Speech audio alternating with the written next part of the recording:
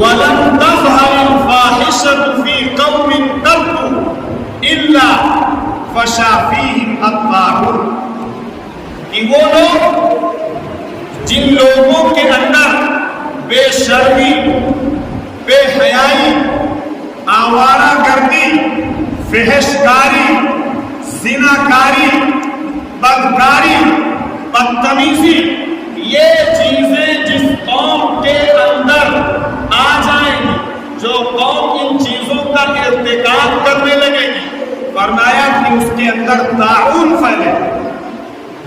طاعون بیماری کی جو ڈیزیز ہے اور جرثومہ ہے، وائرس ہے، وہ وائرس پھیلے گا، کوئی دنیا کی طاقت اسے روک نہیں سکتی۔ حدیث میں پھر آگے یہ فرمایا گیا کہ ایسی ایسی بیماریاں دھرتی پر انسانوں میں جنم لیں گی جن بیماریوں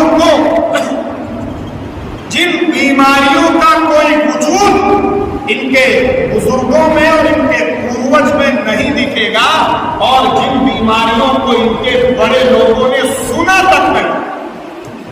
یہ بات ارشاد ہے۔